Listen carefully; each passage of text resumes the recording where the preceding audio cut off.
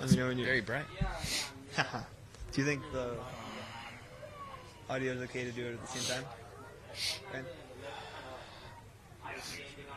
Okay, it should be fine, right? Yeah. Yeah, why not? It was pretty. I wasn't aiming there, I can tell you that. Oh, barely.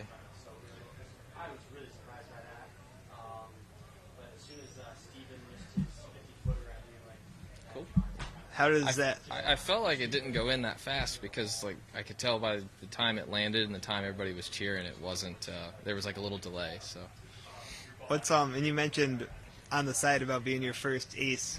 Could you kind of say that? How long it's been since you've had an ace in competition, and what's it like to make it on the PGA Tour? I think my last ace, I was 11 at like the U.S. Kids World Championship and hit some crappy shot that didn't even land on the green and bounced up and rolled in. So this one was probably a little cleaner.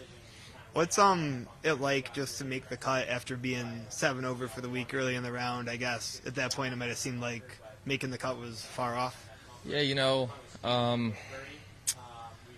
it's really easy to get down on yourself in that position. I was really hitting it awful for the first, 20-something holes.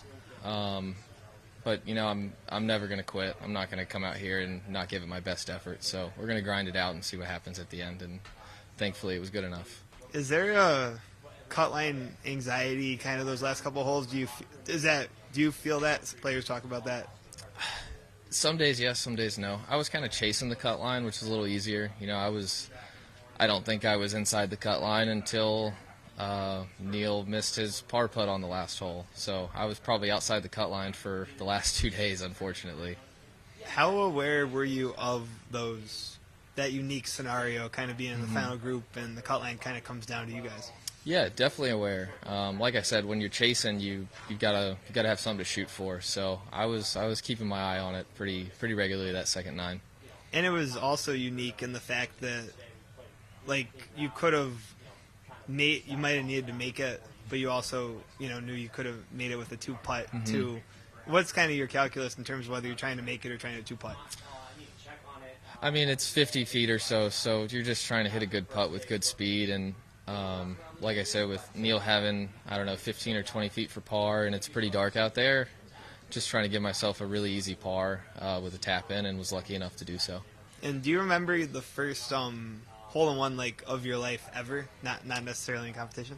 I don't remember if this was my first one, but my parents own a driving range and a par 3 course, and I think when I was 7, my dad had made a hole-in-one on the 8th hole on December 22nd, 2002, when I was 5. And then 2 years later, on the same day, on the same hole, I made a hole-in-one. And he was, watching from the driving range picking balls. So that's the first one I remember. But, yeah, 7. That one's pretty special for me, too. And had you had one recently in the casual round, or had it been a while? Yeah, so this is my third in the last 18 months or so. I had one in a practice round in Abaco last year, and then I had one at my home course end of 2023, I think in December. And kind of spinning forward to the weekend, obviously, you always want to play well and move up as much as possible. Is there an element of feeling just thankful to have a tee time tomorrow after chasing the cut line? Yeah, Kev, if you would have told me at +7 through 20 holes I'd have a tee time this weekend, I'd be pretty happy. So just try and freewheel it a bit and keep doing what we're doing. And only 8 off the lead. I know Joe Highsmith won from the cut line. Is there an element of, hey, I can still win this thing?